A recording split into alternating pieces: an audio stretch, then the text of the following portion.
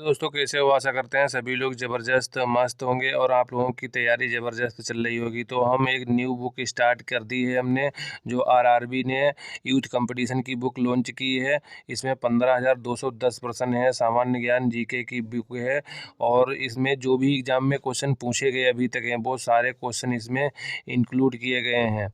तो देख सकते हो इसमें डिटेल से सब कुछ दिया गया है चैप्टर वाइज। पहले तो इतिहास दिया है, उसके बाद इतिहास के बाद क्या है, इतिहास के बाद आप लोगों का आधुनिक जो मध्यकालीन इतिहास, आधुनिक इतिहास, उसके बाद आपकी यहाँ पर इंडियन पॉलिटी, भारतीय राज्य व्यवस्था दी गई है। उसके बाद आपकी जियोग्राफी दी गई है डिटेल के साथ, भारत का भूगोल दिया गया, उसके बाद आपकी इकोनॉमिक्स दी गई, उसके बाद आपकी यहाँ पर जो है परंपरागत जो सामान्य ज्ञान होता है स्टैटिक जीके को दिया है। उसके बाद तो आपके जो अंतर्राष्ट्रीय संगठन होते हैं स्पोर्ट्स से, और यहाँ पर इंडेक्स भी दिया गया जो भी पेपर अभी तक हुए कंडक्ट कराए हैं आरआरबी ने। एनटीपीसी का जो एग्ज़ाम हुआ था 2019 में वैकेंसी आई थी, 22 में एग्ज़ाम हुआ था। ग्रुप डी का जो एग्ज़ाम हुआ था 2019 में वैकेंसी आई थी, 22 में एग्ज़ाम हुआ था और कितने शिफ्टों में हुआ था, और सभी के प्रश्न चार्ट में दिए गए आप लोग देख सकते हो। और आरपीएफ की जो वैकेंसी 2019 में आई थी, 18 में आई थी, 19 में एग्ज़ाम हुआ था, तब से कोई वैकेंसी नहीं आई। सबके प्रश्न यहाँ में जीएस के दिए गए हैं। जेई की वैकेंसी आई थी तो उसके भी सारे प्रश्न जीके के दिए गए हैं, और एलपी टेक्नीशियन की जो वैकेंसी आई थी उसके सभी प्रश्न दिए गए हैं। 2014 से लेके अभी 19 तक जो भी एग्ज़ाम हुए सभी के प्रश्न दिए गए। तो आपके एग्ज़ाम के लिए काफ़ी इंपॉर्टेंट ये बुक रहने वाली। इससे पहले हम 2 वीडियो अपलोड कर चुके हैं, तो प्लेलिस्ट में जाके देख सकते हो किसका कितना वेटेज है। तो बुक आप लोग देख सकते हो, ये यूथ कंपटीशन की बुक है, काफ़ी इंपॉर्टेंट आपके एग्ज़ाम के लिए रहने वाली है। एनटीपीसी की वैकेंसी आप लोगों की आने वाली हैं, ये उसमें जुलाई या सितंबर में वैकेंसी आ जाएंगी। 15 तारीख से 15 अप्रैल से आरपीएफ के फॉर्म चालू हो जाएंगे। उसके अक्टूबर में जो है आपके ग्रुप डी की भी वैकेंसी आने वाली हैं, क्योंकि जिस प्रकार एसएससी अपना कैलेंडर जारी करती है उसी प्रकार इस साल जो है आरआरबी जो है रेलवे ने अपना कैलेंडर जारी किया है और कहा कि हम हर साल वैकेंसी देंगे। तो आप लोग हमें सपोर्ट ज़रूर करें। हमने स्टार्ट कर दी ये बुक है, इसमें हम क्या क्या कंप्लीट कर चुके हैं ये भी आप लोगों को बता दें। तो हम कुछ चैप्टर इसमें कंप्लीट कर चुके हैं। हिस्ट्री में हमने क्या क्या कंप्लीट कर लिया था, तो सबसे पहले आप लोगों को बता दें हिस्ट्री में हम कंप्लीट कर चुके हैं। यहाँ पर कौन कौन से चैप्टर कंप्लीट कर चुके हैं इतिहास में, तो ये हम कंप्लीट कर चुके हैं। यहाँ पर हमारा जैन धर्म हो गया था, तो इतने चैप्टर कंप्लीट कर लिए।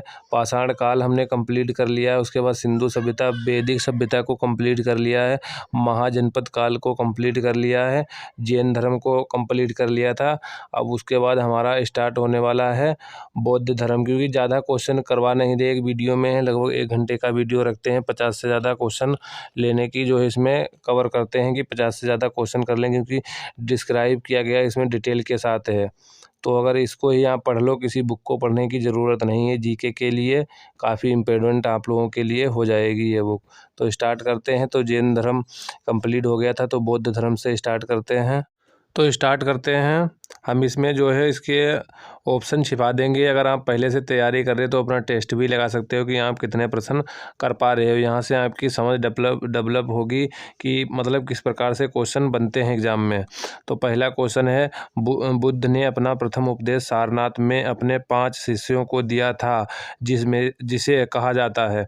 तो बुद्ध ने अपना प्रथम उपदेश, सबसे पहले इस फैक्ट आपको आप लोग पकड़ें, जो प्रथम उपदेश दिया था, तो प्रथम उपदेश बुद्ध ने अपना कहाँ दिया था, तो ये सारनाथ में दिया था। ये लाइन आपके लिए इंपॉर्टेंट हो जाती है, डायरेक्ट एग्जाम में पूछा जाता है कि गौतम बुद्ध ने अपना प्रथम उपदेश कहाँ दिया था, तो ये सारनाथ में दिया था। उसके बाद उन्होंने जो है क्वेश्चन में कहा गया, मैं अपने 5 शिष्यों को दिया था, जिसे कहा जाता है। तो बुद्ध ने प्रथम उपदेश कितने को दिया था, 5 को दिया था, जिसे क्या कहा जाता है, उपदेश दिया था, उसे क्या कहा जाता है, धर्म चक्र परिवर्तन कहा जाता है। ऑप्शन नंबर ए सही हो जाएगा। प्रथम जो उपदेश दिया था उसे क्या कहा जाता है, धर्म चक्र प्रवर्तन कहा जाता है। तो आपका right answer option number A हो जाएगा 108 का। तो उपदेश को, जिसे मतलब उपदेश दिया था, उसे धर्म चक्र प्रवर्तन कहा गया, बौद्ध धर्म में है। और प्रथम उपदेश कहाँ दिया था, सारनाथ में दिया था। तो 2 क्वेश्चन ये आपके यहाँ से तैयार हुए हैं। अब इसका डिस्क्रिप्शन देख लेते हैं। क्वेश्चन में सामने लिखा है कि मतलब किस में ये पूछा गया था। तो उरुबेला में ज्ञान प्राप्त करने के बाद गौतम बुद्ध ने पहला उपदेश सारनाथ में दिया था। सारनाथ में 5 ब्राह्मणों को दिया था, ये भी याद रखें आप लोग। प्रथम उपदेश सारनाथ में दिया था, जिसे धर्मचक्र प्रवर्तन कहा गया। और किनको दिया था? 5 ब्राह्मण अपने जो है शिष्यों को दिया था।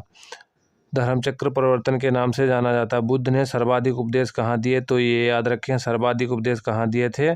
कौशल की राजधानी श्रावस्ती में दिए थे। ये याद रखें, सर्वाधिक पूछा जाता है तो सर्वाधिक कौशल की राजधानी में दिए थे, आपको श्रावस्ती में दिए थे। और वहीं बात कर लेते हैं, प्रथम उपदेश को धर्मचक्र प्रवर्तन कहा जाता है, 5 ब्राह्मण अपने शिष्यों को दिए थे। उसके बाद एक फैक्ट और ये याद रखें आप लोग, महावीर स्वामी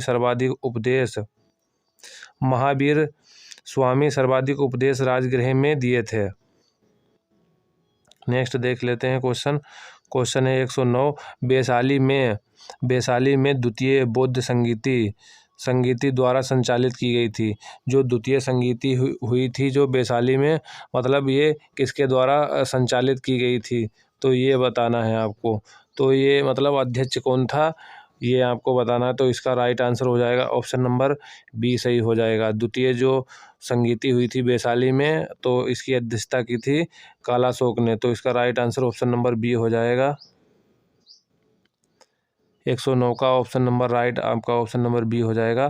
कालाशोक ने इसको संचालित की थी, यानी कि अध्यक्षता की थी। बौद्ध की संगीतियाँ तथा उनके समकालीन शासक, तो संगीतियों से काफ़ी क्वेश्चन पूछे जाते हैं। तो ये यहाँ पर संगीतियाँ हैं 4, तो इनको आप लोग याद कर लें, इम्पोर्टेंट हैं आपके एग्ज़ाम के लिए। तो प्रथम संगीति जो हुई थी किसके शासन काल में और कहाँ हुई थी? तो प्रथम संगीति कहाँ हुई थी? स्थान हो जाएगा राजगृह। और अध्यक्ष कौन थे? तो महाकश्यप ये थे, महाकश्यप ये इनके अध्यक्ष थे। और वहीं बात कर लेते हैं, शासक कौन था? अजातशत्रु के शासनकाल में प्रथम संगीति हुई थी। कहाँ? राजगृह। किसके शासनकाल में पूछा जाएगा? अजातशत्रु के।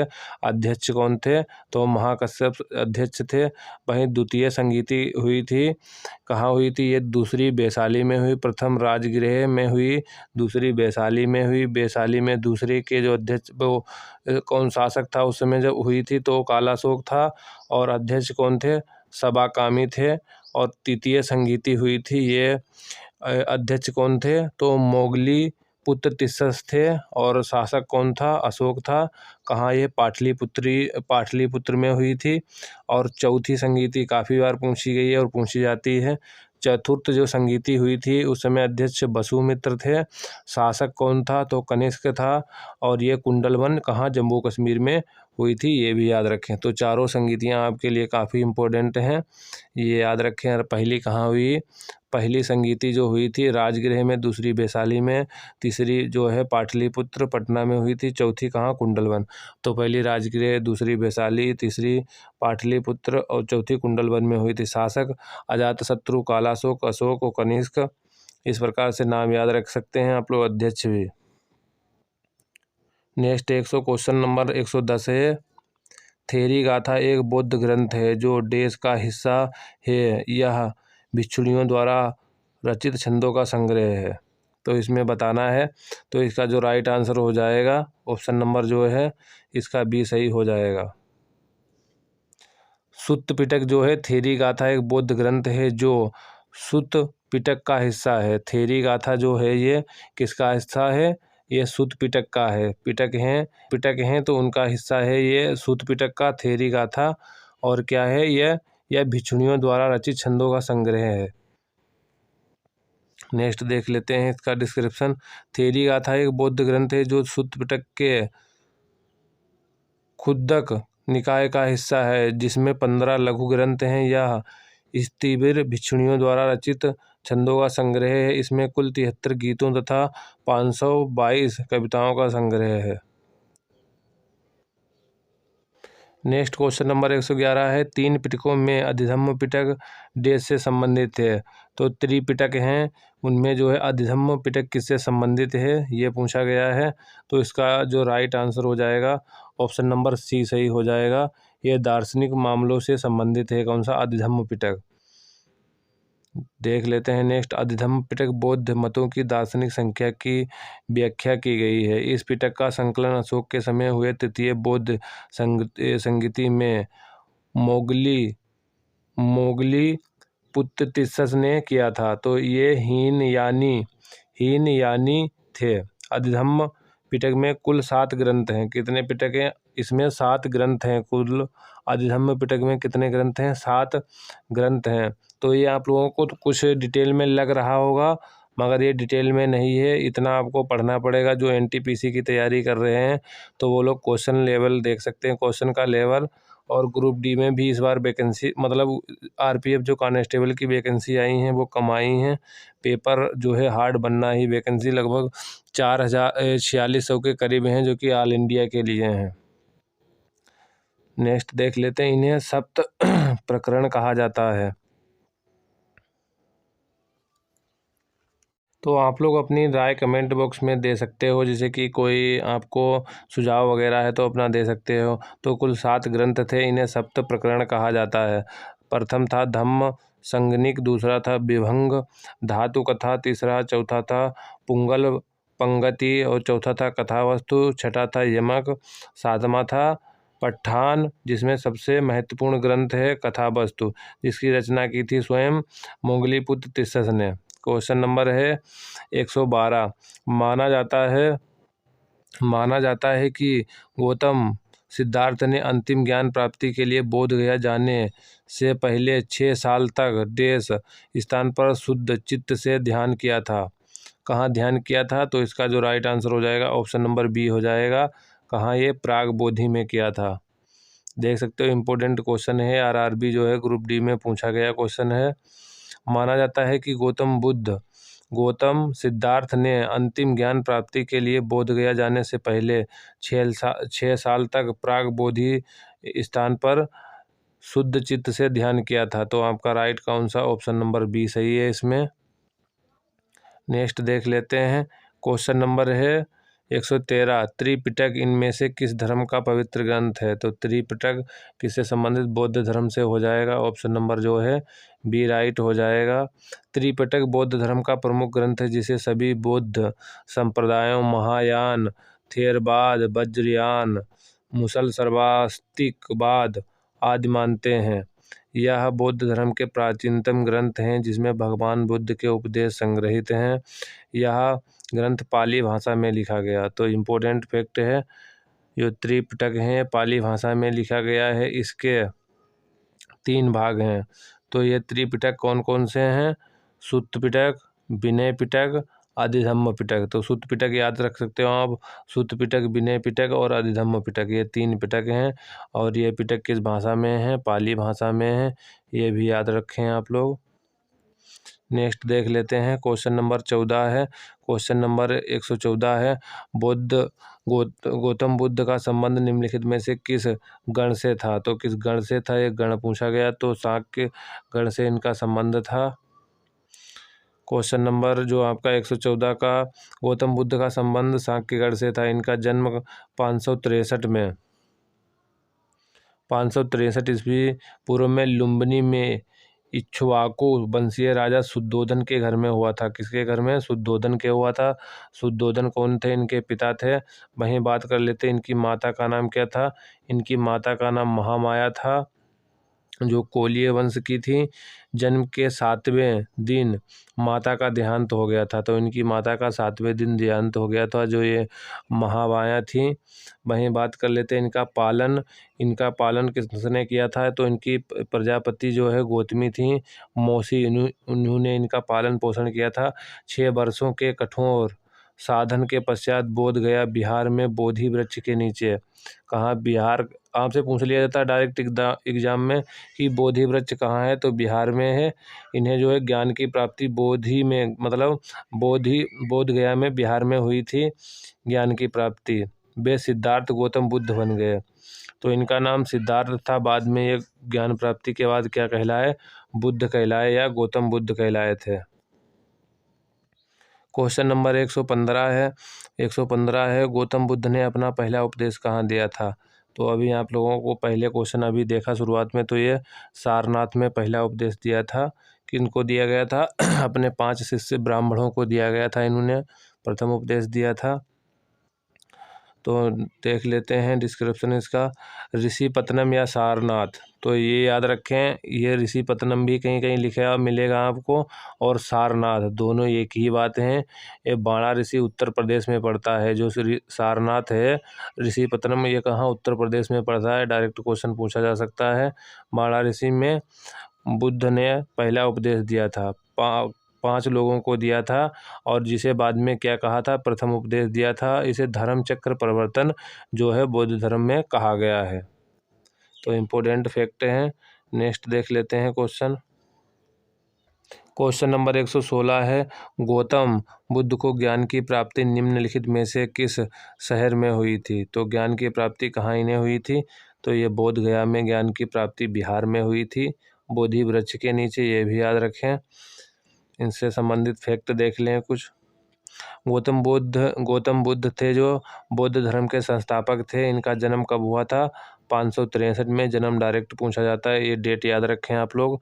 कपिलवस्तु के निकट लुम्बिनी नामक ग्राम में हुआ था। कपिलवस्तु के निकट लुम्बिनी में हुआ था, तो ये उस समय नेपाल में पड़ता था, तो ये भी याद रखें। 29 वर्ष की अवस्था में सत्य की खोज एवं ज्ञान की प्राप्ति हेतु गृह त्याग के पश्चात 35 वर्ष की अवस्था में बैसाख पूर्णिमा की आधी रात को बोध गया में निरंजना नदी या फाल्गु नदी कहते हैं, पीपल के वृक्ष के नीचे ज्ञान की प्राप्ति हुई थी। वे बुद्ध कहलाए थे। बचपन का नाम इनका सिद्धार्थ था, माता का नाम महामाया था, पिता कौन थे? शुद्धोधन थे। इनका पालन पोषण प्रजापति गौतमी इनकी मौसी ने किया था, ये भी याद रखें। तो सबसे पहले पूछा जाता है कि इनको ज्ञान की प्राप्ति बोध गया में हुई थी, कहाँ? बिहार में। किस वृक्ष के नीचे? पीपल वृक्ष के नीचे पूछा जाता है। नदी पूछी जाती है, निरंजना नदी या फाल्गु नदी, ये याद रखें। कब हुई थी? बैसाख पूर्णिमा की आधी रात को इन्हें ज्ञान प्राप्त हुआ था। और गृह त्याग दिया था कब? 29 वर्ष की अवस्था में। सत्य और ज्ञान की प्राप्ति हेतु इन्होंने गृह त्याग दिया था। बचपन का नाम सिद्धार्थ था। तो ये कुछ फैक्ट हैं, ये आप लोग याद रख सकते हो, क्योंकि इन्हीं से जो है आपके एग्जाम में प्रश्न बनते हैं। बुद्ध का जन्म जो है, बुद्ध की मृत्यु कब हो गई थी? तो 483 में हुई थी। 563 में जन्म हुआ था। 80 वर्ष की अवस्था में इनकी मृत्यु को क्या कहा गया था? इसे महापरिनिर्वाण कहा गया। ज्ञान के जो इन्हें ज्ञान जब प्राप्त हुआ था तो उसे धर्म चक्र परिवर्तन का मतलब उपदेश दिए थे, तो उसे धर्म चक्र परिवर्तन कहा गया था। और ये जब मृत्यु हुई इनकी तो महापरिनिर्वाण कहा गया।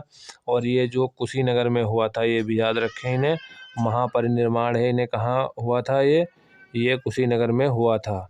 और प्रथम उपदेश कहाँ दिया था? सारनाथ या ऋषिपत्तनम उत्तर प्रदेश में। क्वेश्चन नंबर है 117, निम्नलिखित में से कौन सा बौद्ध धर्म से संबंधित पवित्र ग्रंथ है?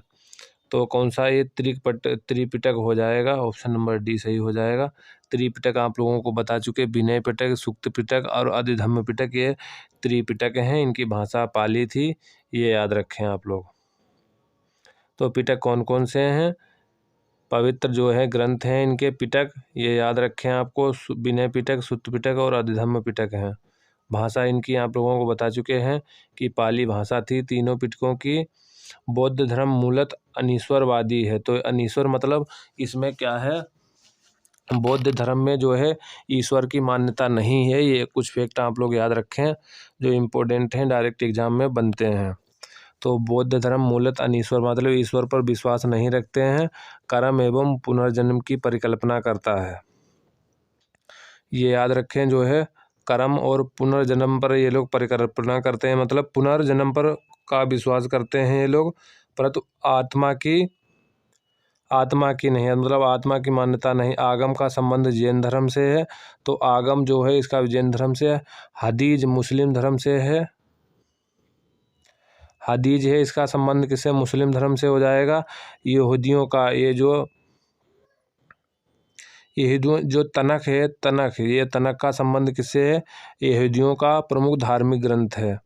तो हदीज का संबंध नंबर है 118। 118 में क्या है? इनमें से कौन सा शब्द सामान्यतः एक बौद्ध मठ को संदर्भित करता है जिसमें बौद्ध भिक्षु रहते हैं? तो बौद्ध भिक्षु जहाँ रहते हैं उसको क्या बोला जाता है, ये पूछा गया, तो उसको बोला जाता है बिहार। तो जहाँ जो बौद्ध भिक्षु रहते हैं उसे बिहार बोलते हैं। तो ये बिहार वो वाला नहीं है राज्य वाला, तो बिहार यहाँ पर देख सकते हो इस प्रकार से लिखा जाता है। तो ये बिहार वो है जहाँ पर बौद्ध भिक्षु रहते हैं। बौद्ध मतानुयायियों के मठों को बिहार कहा जाता है। बिहारों में बुद्ध प्रतिमा होती है। जो बिहार होता है जहाँ पर ये लोग रहते हैं बौद्ध भिक्षु, उसमें क्या बुद्ध की प्रतिमा होती है, जहाँ बौद्ध भिक्षु निवास करते हैं। बौद्ध धर्म में पूजा के निमित्त जिन गुफाओं का निर्माण किया गया उसे चैत्य कहते हैं। मतलब जो बौद्ध धर्म में पूजा होती है उसे क्या कहा जाता है, उसमें जो है निमित्त जिन गुफाओं का निर्माण किया गया उसे चैत्य कहा जाता है। तो गुफाओं का निर्माण किया, तो ये 2 फैक्ट याद रखें। चैत्य किसे कहते हैं, बौद्ध धर्म में जहाँ पर जो है पूजा की जाती है गुफाओं में उसे चैत्य कहा जाता है, और जहाँ पर बौद्ध भिक्षु निवास करते उसे बिहार कहा जाता है। तो ये 2 फैक्ट हैं, एक चैत्य है और एक बिहार है। क्वेश्चन नंबर है 119। 119 में क्या है, निम्नलिखित में से किस स्थान पर गौतम बुद्ध ने आत्मज्ञान प्राप्त किया था। तो आत्मज्ञान कहाँ प्राप्त किया था, तो ऑप्शन नंबर आपका सी राइट हो जाएगा। बोधगया बिहार में पड़ता है, और पीपल के वृक्ष के नीचे। नदी पूछी तो फाल्गु या निरंजना नदी थी। तो ये फैक्ट हैं। कुछ जन्म इनका 563 में हुआ था और इनकी मृत्यु कब हो गई थी, मृत्यु 483 में हो गई थी, 80 वर्ष की अवस्था में। तो ये फैक्ट याद रखें। गौतम बुद्ध ने बौद्ध धर्म की स्थापना की थी। जन्म इनका कपिलवस्तु लुम्बिनी में हुआ था। तो जन्म आपसे पूछा जाए, कपिलवस्तु के लुम्बिनी नामक स्थान पर हुआ था। ज्ञान की प्राप्ति इन्हें 35 वर्ष की आयु में ज्ञान की प्राप्ति हुई थी। कब, बैसाख पूर्णिमा की आधी रात। ये नदी पूछी जाती है तो निरंजना या फाल्गु नदी कहें, एक ही बात है। और वहीं बात करती जाए इनके वृक्ष कौन सा, पीपल के वृक्ष के नीचे बोध गया स्थान था बिहार में। वहाँ प्रथम उपदेश ऋषि पतनम या सारनाथ बोलो, ये कहाँ पड़ता है, उत्तर प्रदेश में वाराणसी के जो है नज़दीक पड़ता है। बौद्ध ग्रंथों में धर्म चक्र प्रवर्तन कहा गया। मतलब जब प्रथम उपदेश दिया था 5 ब्राह्मणों को दिया था, और उसे धर्म चक्र प्रवर्तन बौद्ध धर्म में कहा गया। मृत्यु जब होती है तो उसे महापरिनिर्वाण कहते हैं।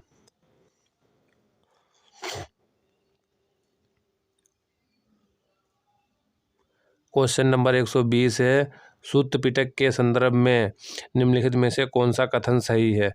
तो पिटक कौन, त्रिपिटक, तीन पिटक हैं, सूत्र पिटक, विनय पिटक और अधिधम्म पिटक। तो इसमें पूछा गया सूत्र पिटक के संदर्भ में। यहाँ पर कुछ ऑप्शन दिए गए आपको हैं, तो ये बताना कौन सा इसमें सही है। तो इसका जो राइट आंसर हो जाएगा ऑप्शन नंबर बी सही हो जाएगा। इसमें दिया गया यह मगध के शासक और बुद्ध के बीच की बातचीत से संबंधित है।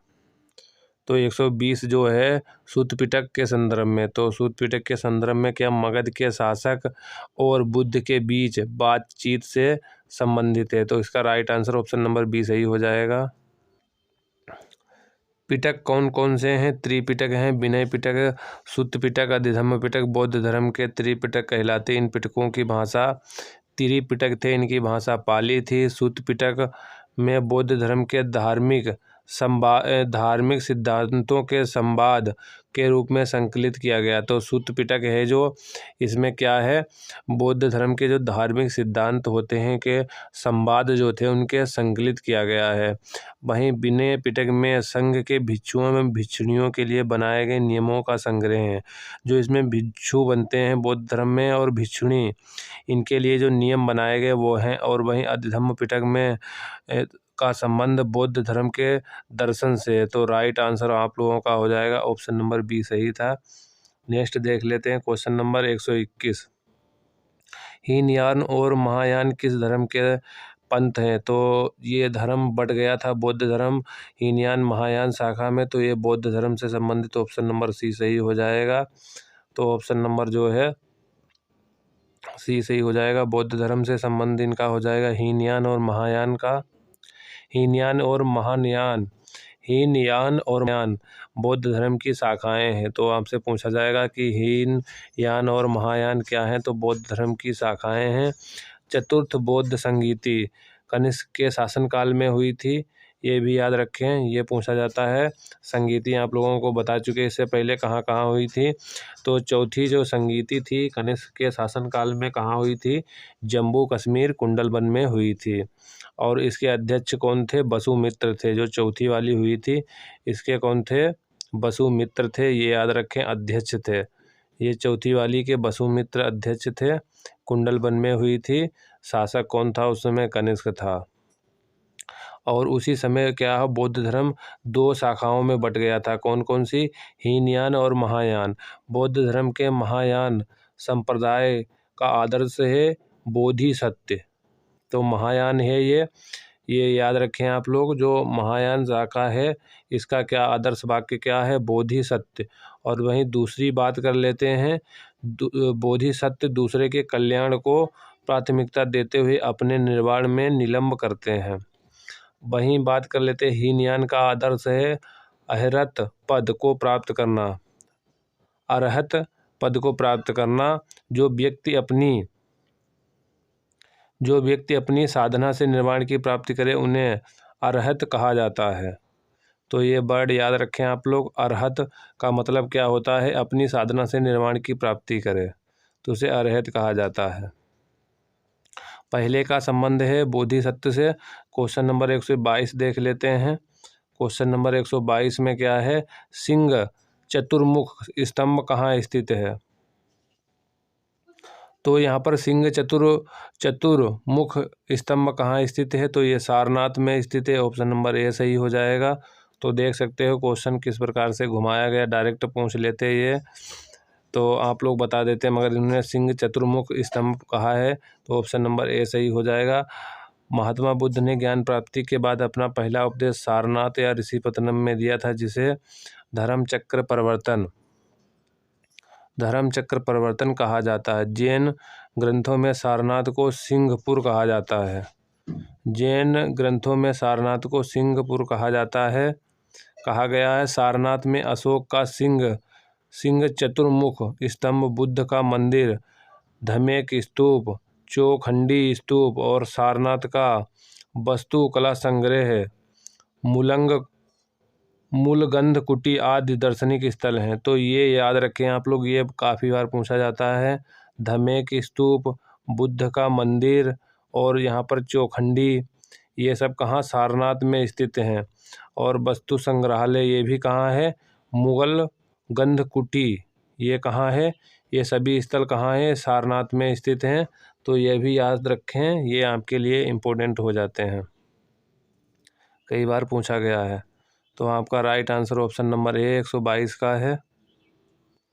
नेक्स्ट देख लेते हैं। क्वेश्चन नंबर 123 से बोधिसत्व की अवधारणा इनमें से किससे संबंधित है। तो बोधिसत्व अभी आप लोगों को हमने बताया है, इसका संबंध ऑप्शन नंबर जो है डी से हो जाएगा। बोधिसत्व की अवधारणा किससे है, महायान जो शाखा थी बौद्ध धर्म की, जो चतुर्थ संगीति हुई थी कुंडलवन में कनिष्क के शासनकाल में, तो वो ये क्या हो गया था, वसुमित्र अध्यक्ष थे। तो वो उस समय जो है दो ग्रुपों में डिवाइड हो गई थी शाखाएं इनकी, बौद्ध धर्म। तो ऑप्शन नंबर डी सही हो जाएगा। बोधिसत्व बौद्ध धर्म के महायान संप्रदाय का आदर्श एवं केंद्रीय संकल्पना है। पारंपरिक रूप से महान दया से प्रेरित बोधिचित्त जनित सभी संवेदन प्राणियों को लाभ के लिए सहज इच्छा से बुद्धत्व प्राप्त करने वाले को बोधिसत्व माना जाता है।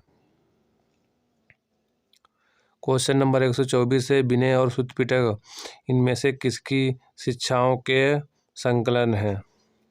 तो इसमें आपका गौतम बुद्ध का सही राइट आंसर हो जाएगा ऑप्शन नंबर ए।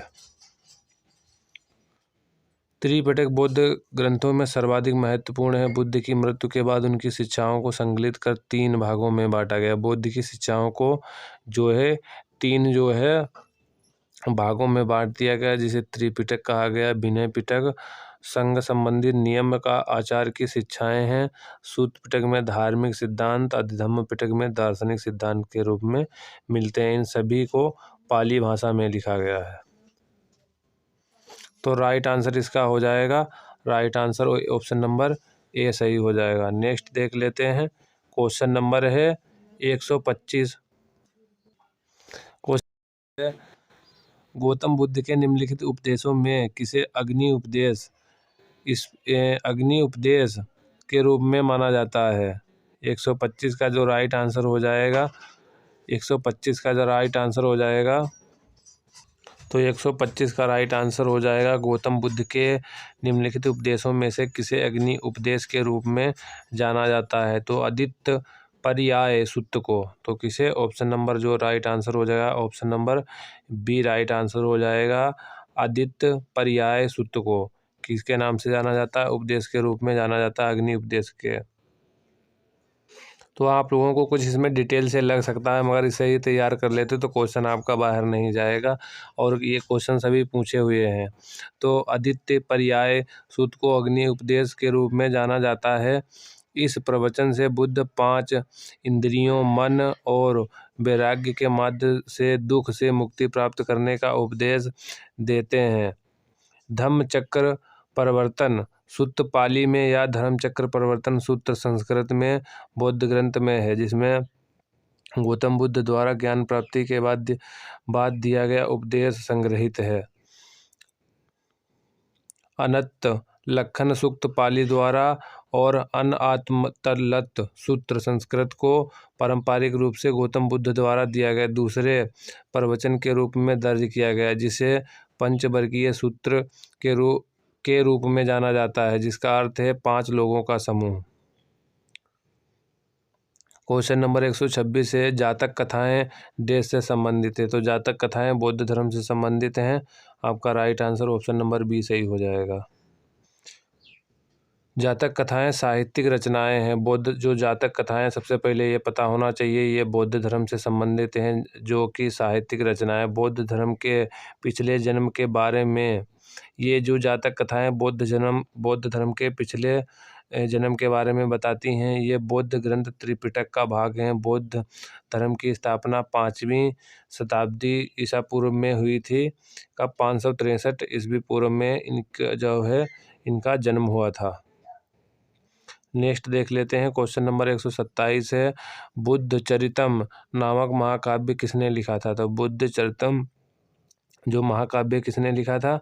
तो इसका राइट आंसर हो जाएगा ऑप्शन नंबर डी, आशु घोष ने लिखा था। कौन सा? बुद्ध चरितम नामक जो है महाकाव्य लिखा था आशु घोष द्वारा। बुद्ध चरित संस्कृत का महाकाव्य है। तो आपसे जब पूछा जाएगा बुद्ध चरितम के लेखक कौन हैं, तो आशु घोष हैं। भाषा पूछे, मतलब किस भाषा में है? ये संस्कृत भाषा में महाकाव्य है। 2री शताब्दी में रचना हुई थी। महाकाव्य में गौतम बुद्ध का जीवन चरित्र वर्णित है।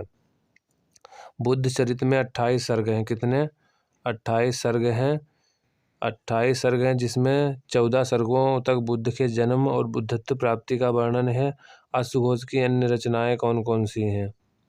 तो ये आप लोग याद रखें, इनकी कौन कौन से रचनाएं हैं आशु घोष की, ये इम्पोर्टेंट रचनाएं हैं। तो आपकी हो जाएगा सौंदर्य आनंद काव्यम, सौंदर्य यहाँ पर हो जाएगा सौंदर्य आनंद काव्यम, गंडी स्तोत्र गाथा और सरीपुत्र प्रकरणम, और चौथी हो जाएगी, ये 3 रचनाएं हैं, तो ये याद रखें आप लोग।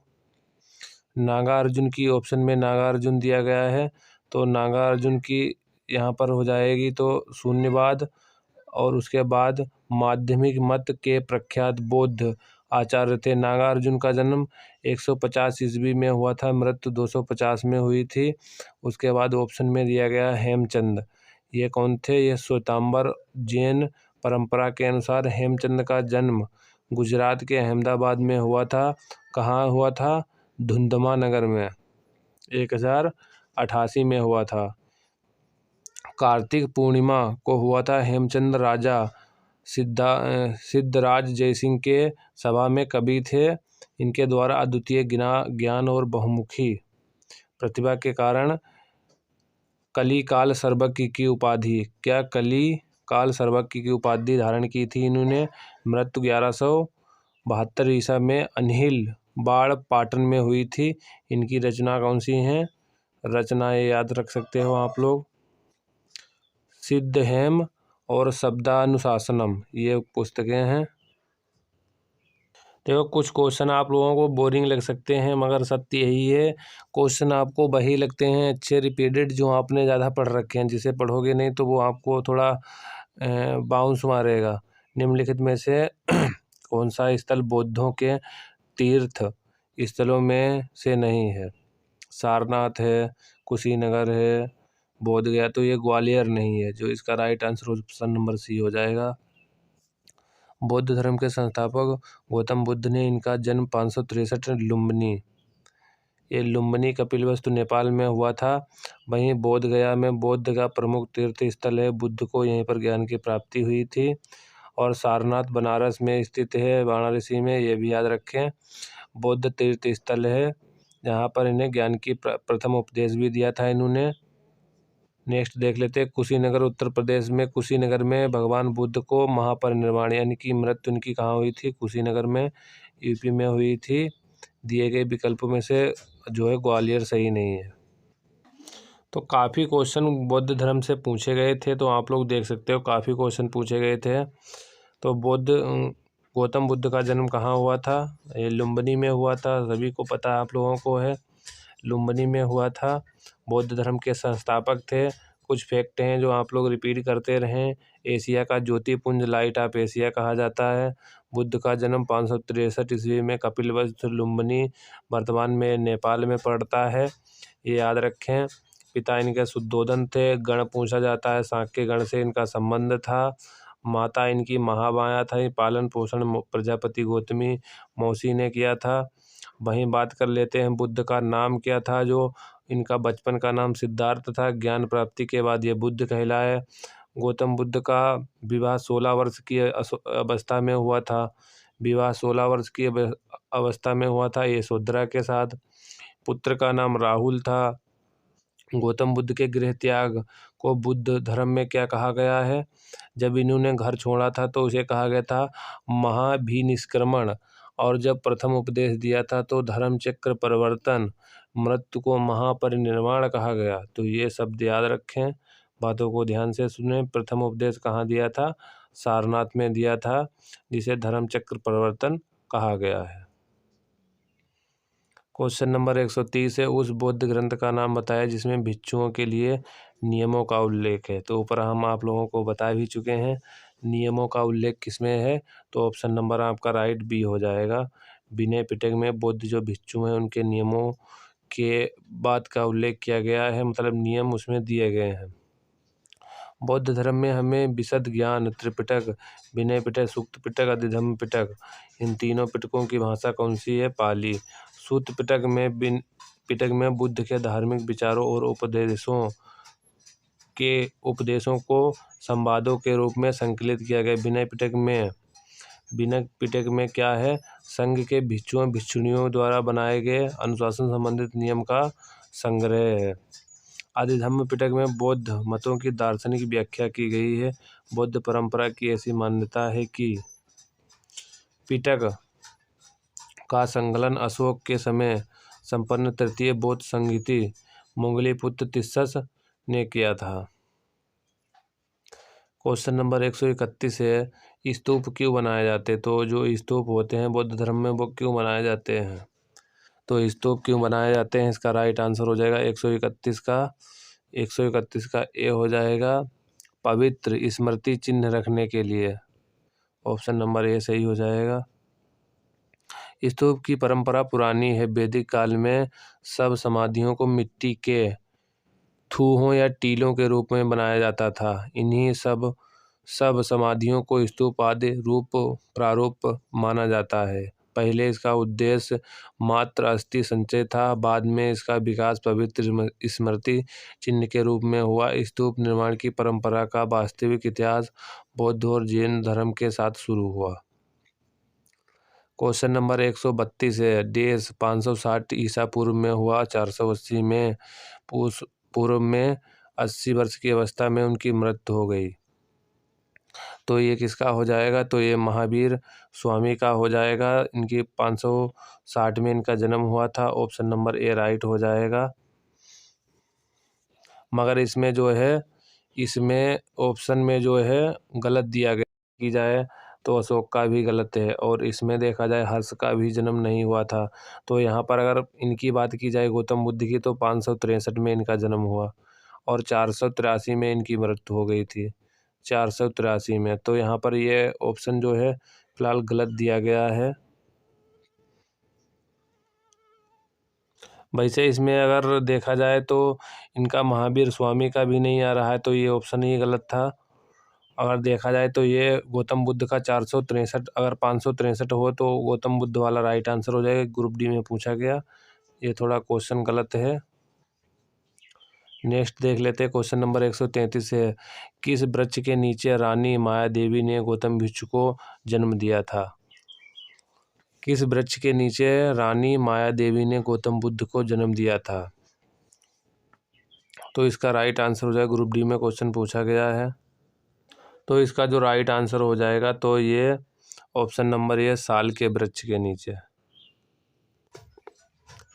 गौतम बुद्ध का जन्म 563 ईसा पूर्व में कपिलवस्तु लुम्बिनी नामक नेपाल में हुआ था। वर्तमान में नेपाल में पड़ता है। साल के वृक्ष के नीचे हुआ था। इनके पिता का नाम शुद्धोधन सांकीगढ़ के मुखिया थे।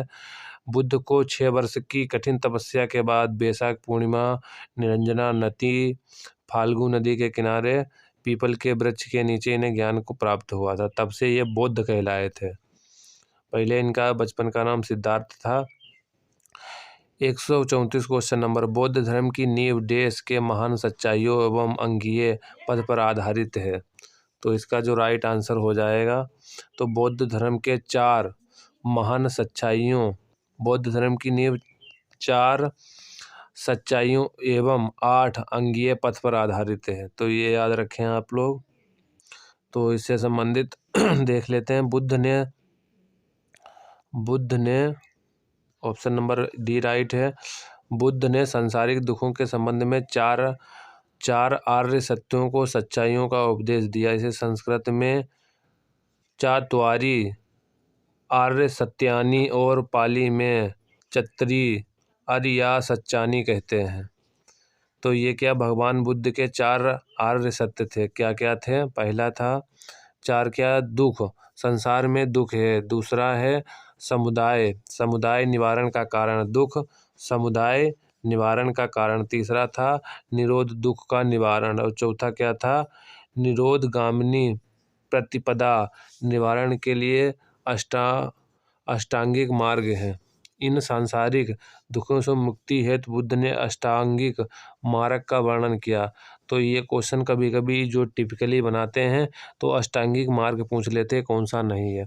पहला देखो सम्यक सम्य लगा है तो इसे सम्यक वाले को भूल जाओ, मतलब याद रखो। मगर पहला क्या हो जाएगा? दृष्टि था। अष्टांगिक मार्ग दृष्टि था, संकल्प था, वाक था, उसके बाद क्या था?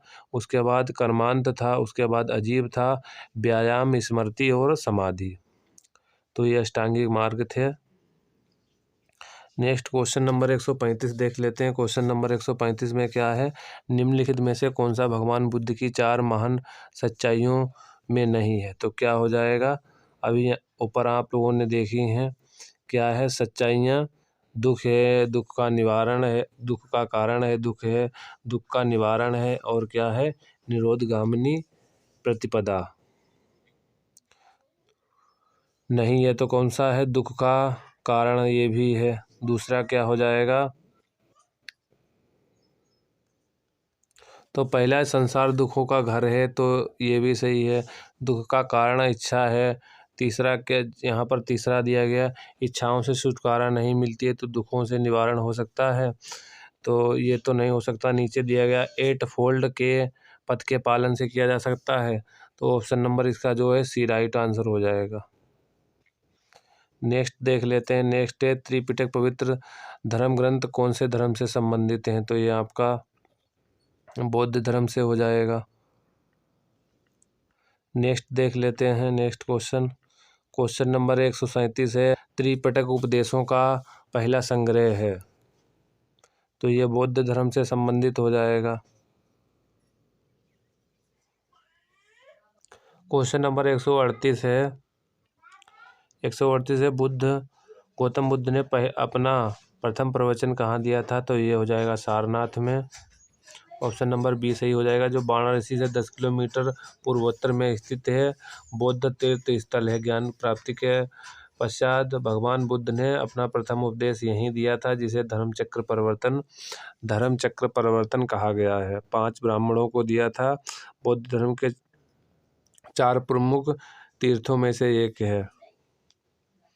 नेक्स्ट है क्वेश्चन नंबर 139 है, गौतम बुद्ध ने अपना पहला उपदेश दिया था, तो ये भी सारनाथ हो जाएगा। ऑप्शन नंबर जो है इसका, ऑप्शन नंबर यहाँ पर जो हो जाएगा सी सही हो जाएगा।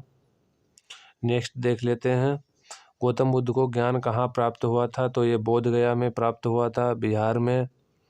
नेक्स्ट देख लेते हैं, गौतम बुद्ध को ज्ञान 35 वर्ष की आयु में उरुबेला बोध गया, तो कहीं कहीं उरुबेला भी लिखा मिल जाएगा आपको।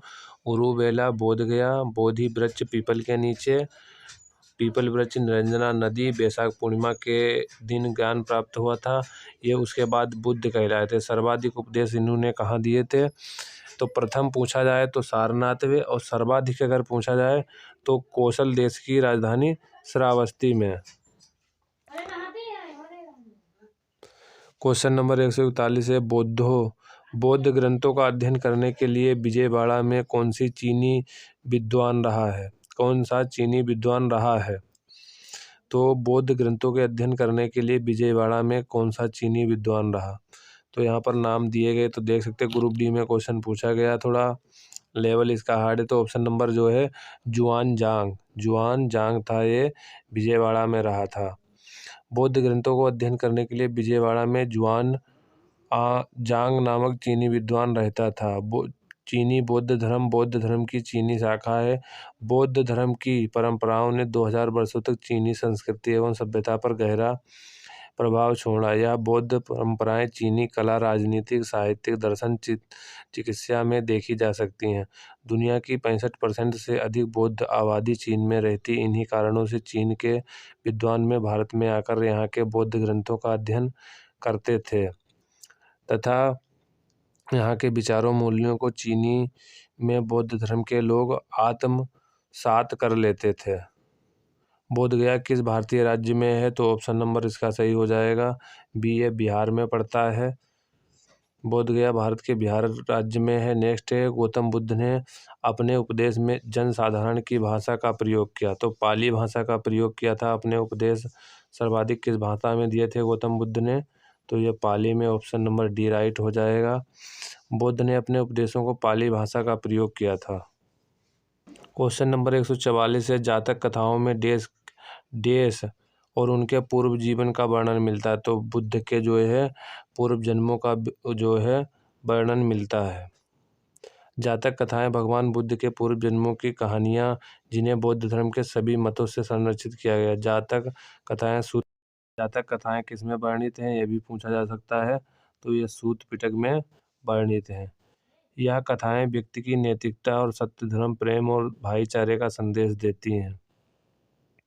क्वेश्चन नंबर 145 है, जैन धर्म और बौद्ध धर्म के उदय में भारत में ईसा पूर्व शताब्दी में अशांति देखी गई थी। क्वेश्चन 145, जैन धर्म और बौद्ध धर्म के उदय में भारत में ईसा पूर्व 1.5 शताब्दी में धार्मिक अशांति देखी गई थी, तो इसका राइट आंसर ऑप्शन नंबर 6 सही हो जाएगा, सी सही हो जाएगा। 6ठी शताब्दी ईसा पूर्व काल कई मामलों में संक्रांति का काल था। इस काल में मगध साम्राज्य की स्थापना होती है, द्वितीय नगरीकरण घटित होता है तथा वैदिक धर्म की बढ़ती रूढ़ियावादिता, कट्टरता व शूद्रों में असंतोष ने कई धर्मों को जन्म दिया, जिनमें जैन बौद्ध धर्म प्रमुख थे। तो इसका जो राइट आंसर हो जाएगा ऑप्शन नंबर सी, 6ठी शताब्दी में। क्वेश्चन नंबर 146 है, गौतम बुद्ध की माँ का क्या नाम था, तो इनकी माता का नाम महामाया था, ऑप्शन नंबर ए सही हो जाएगा। गौतम की माता का नाम माया देवी था। माया देवी जी कोलीय गणराज्य की राजकुमारी थी। विवाह शाक्य कुल के शुद्धोधन के साथ हुआ था। जन्म के 7 दिन के बाद इनकी माता का निधन हो गया था और इनका पालन पोषण किसने किया था, प्रजापति गौतमी ने किया था। नेक्स्ट क्वेश्चन नंबर 147 है, बौद्ध धर्म में दिए गए आचार के नियम आचार के नियम देश और पंचशील सिद्धांतों के नाम से जाने जाते हैं? तो ये जाने जाते हैं ऑप्शन नंबर आपका इसमें जो है स्टार बना है। बाकी जो है भगवान बुद्ध ने जो है अष्टांगिक मार्ग का उपदेश दिया। बौद्ध धर्म के अनुयायी इन्हीं मार्गों पर चलकर मोक्ष प्राप्त करते हैं। बुद्ध द्वारा बताए गए अष्टांगिक मार्ग आप लोगों को बता चुके हैं। दृष्टि, संकल्प, वाणी, कर्मकांड, आजीविका, व्यायाम, स्मृति, समाधि, ये सभी हैं अष्टांगिक मार्ग। तो बुद्ध के पंचशील सिद्धांत जीवन के प्रति सकारात्मक दृष्टिकोण का परिचय देते हैं। बुद्ध के 5 उपदेश निम्न हैं। तो बुद्ध के 5 उपदेश हैं। पहला है प्राणी मात्र को पहला क्या है? प्राणी मात्र को हिंसा से विरत रहना, चोरी करने या जो दिया नहीं गया है उसको लेने से विरत रहने, मतलब जो आपको दिया नहीं गया तो उसे लेने से बचें। लैंगिक दुराचार या व्यभिचार से विरत रहना, असत्य बोलने से विरत रहना, मतलब असत्य बोलने से दूर रहना। उसके बाद है अपरिग्रह संपत्ति का संचयन ना करना। तो इसमें क्या है? आरआरबी द्वारा गए इस प्रश्न को निरस्त कर दिया गया था। नेक्स्ट देख लेते हैं, क्वेश्चन नंबर 148 है। 48 में क्या है? देश यहाँ पर खाली स्थान दिया गया है। यहाँ पर है वास्तुकला में मुख्य रूप से चैत्य विहार, स्तूप और स्तंभ होते हैं। तो ये किसके होते हैं? चैत्य विहार मतलब जहाँ बौद्ध भिक्षु निवास करते हैं, जहाँ पर ये चैत्य होता है, जहाँ पर ये लोग पूजा करते हैं। और यहाँ पर स्तूप और स्तंभ होते हैं। तो किसमें ये होते हैं? ये बौद्ध धर्म में होते हैं। तो ये क्वेश्चन आरआरबी जो है एलपी में पूछा गया, तो आपका right answer option number B सही हो जाएगा। तो इनसे संबंधित फैक्ट देख लेते हैं। यहाँ पर बौद्ध धर्म की धार्मिक वास्तुकला भारतीय उपमहाद्वीप में विकसित हुई है और शुरुआती बौद्ध धर्म के धार्मिक वास्तुकला से निम्न प्रकार के ढांचे जुड़े हैं। मठ क्या होता है? विहार, जहाँ पर ये लोग निवास करते भिक्षु। और अवशेष मतलब स्तूप क्या होते हैं? अवशेष होते हैं। एवं मंदिर या प्रार्थना कक्ष को क्या कहते हैं? जहाँ पर ये लोग मंदिर या जहाँ पर प्रार्थना करते हैं उसे चैत्य कहते हैं। स्तंभ चैत्य बौद्ध पूजा, जो चैत्य क्या होता है? बौद्ध पूजा स्थल होता है, जहाँ बौद्ध लोग पूजा करते हैं उसे क्या कहते हैं?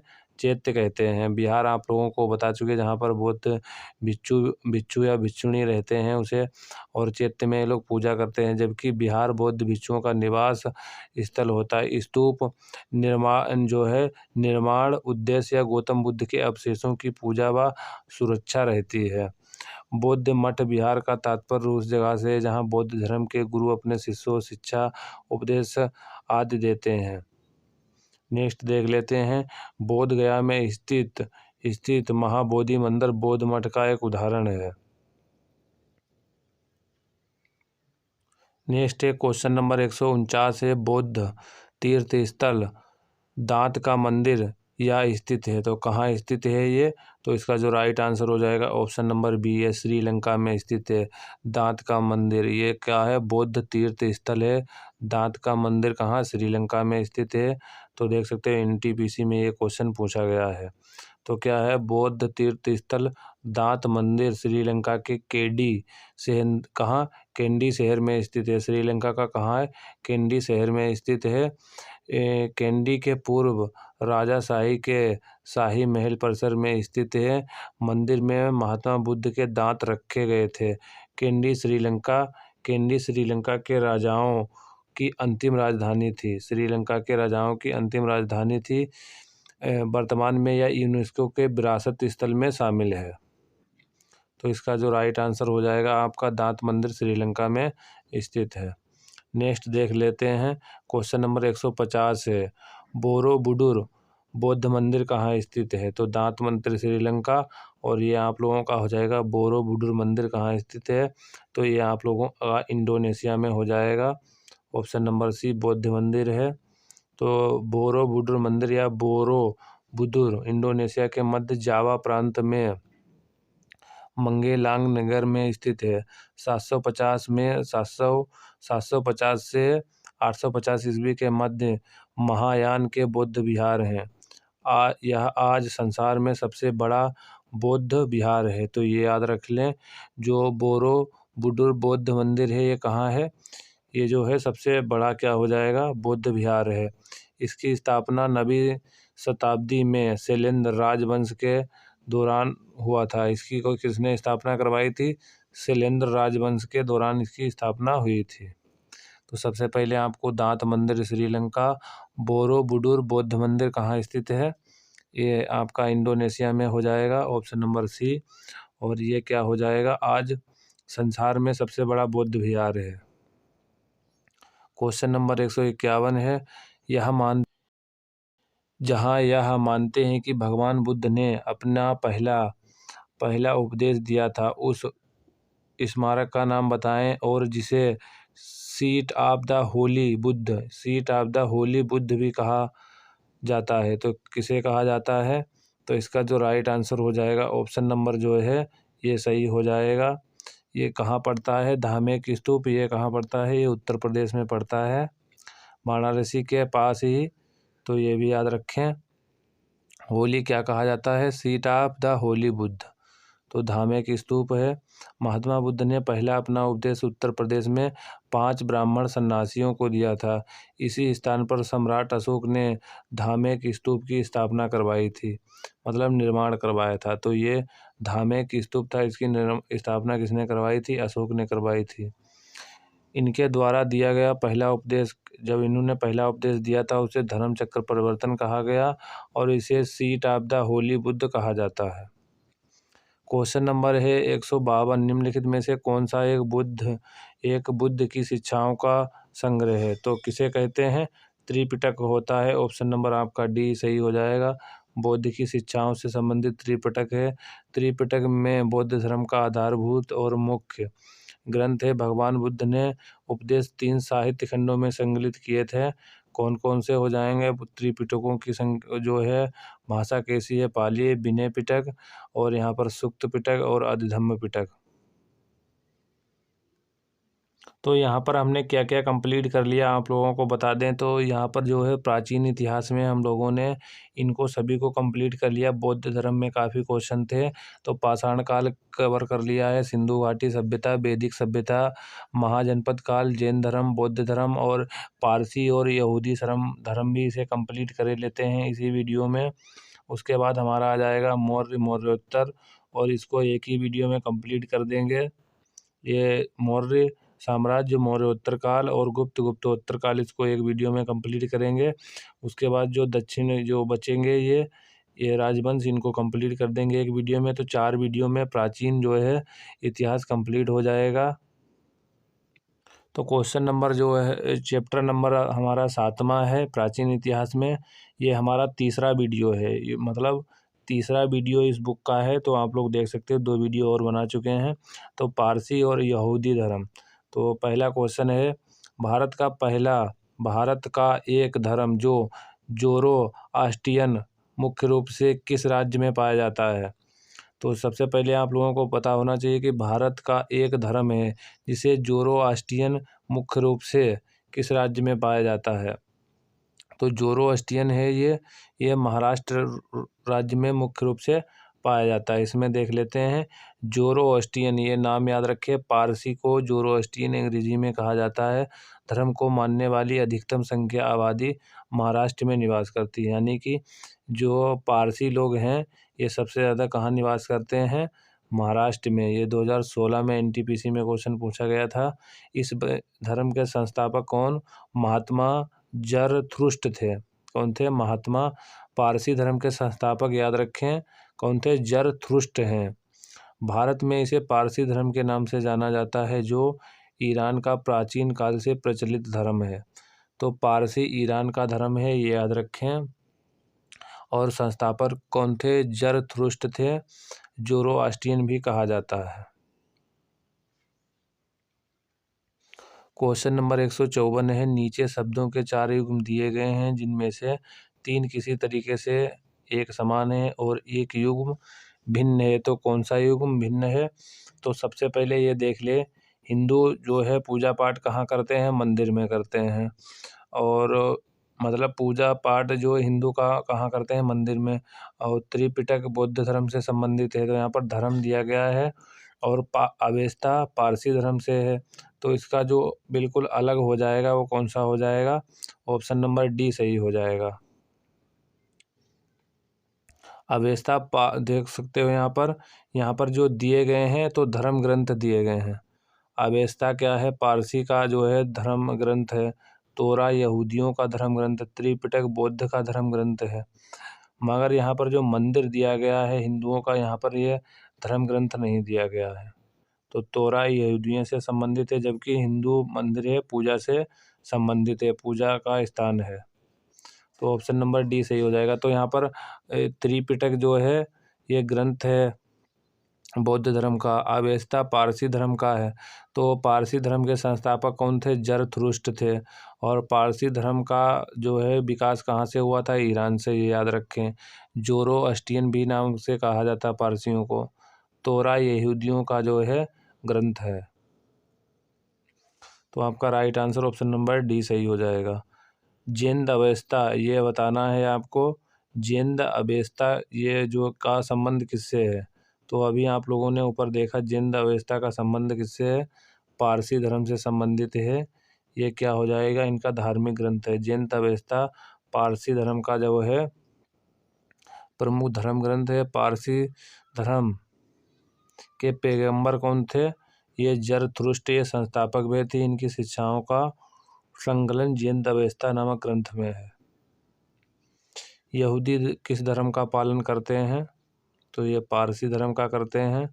और पारसियों की आबादी महाराष्ट्र में है, जिसे जोरोथ्रस्ट कहते हैं, जोरोआस्ट्रियन कहते हैं। क्वेश्चन नंबर है जिसका डिस्क्रिप्शन देख लेते हैं। यहूदियों का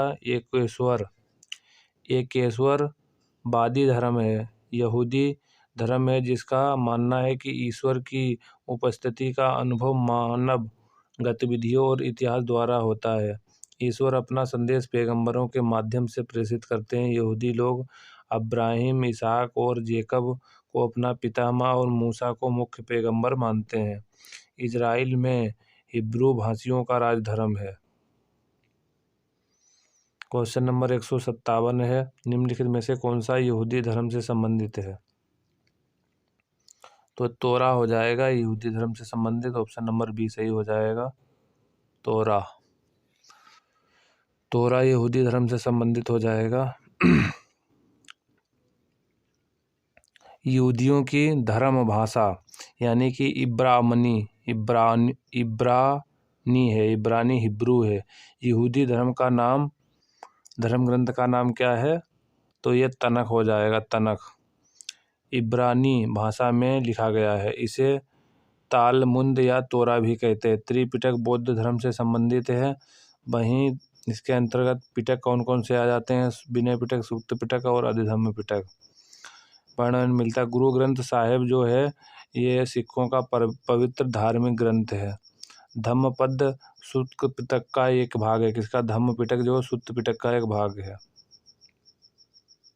तो आज की वीडियो में बस इतना, वरना वीडियो काफ़ी लंबा हो जाएगा। इसके बाद हम स्टार्ट करेंगे जो है मौर्य साम्राज्य। तो वीडियो को लाइक